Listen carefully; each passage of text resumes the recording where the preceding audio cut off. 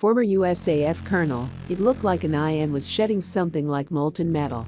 A couple of years ago, the National Press Club held a press conference in Washington, where many former government employees shared their UFO encounters and what happened afterwards. Charles Halt, a former United States Air Force colonel, was one of the people to personally experience such meetings during the time he was stationed in England. He says he was part of a team whose members could all see the strange lights coming and going at the edge of the woods just in front of them. He also believes the activity was picked up by radar, but people in charge kept the information classified.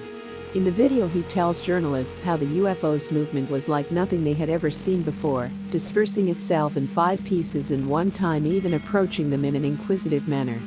Halt also paints a pretty clear picture about the object's size, shape and possibly even the texture. It is said to have the capability of moving silently or disappearing instantly. We also learned that this press conference was not just a one-off.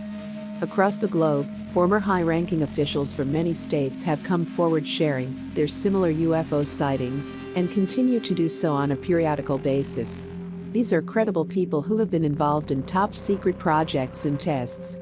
In a book written by Richard Dolan entitled UFO in the National Security State, General Carlos Cavero is quoted as saying, "Everything is in a process of investigation both in the United States and in Spain, as well as the rest of the world.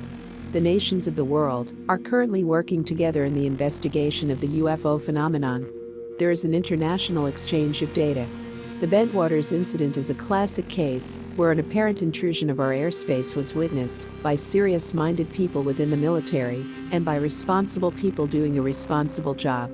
On December 26, 1980, an unidentified craft landed in Britain's Rendlesham Forest, within walking distance of RAF Bentwaters and RAF Woodbridge, 2 military bases that were leased to the U.S. Air Force at the time. The investigation was initiated. In 1981, Halt compassed an official Air Force memorandum in which he described the incident. He went on the record, declaring that there is a serious possibility that we are being visited and have been visited for many years by people from outer space, by other civilizations. Who they are, where they are from, and what they want should be the subject of rigorous scientific investigation and not be the subject of rubbishing by tabloid newspapers. To read the full former USAF colonel, "It looked like an eye and was shedding something like molten metal" story, visit our website at UfoHolic.com.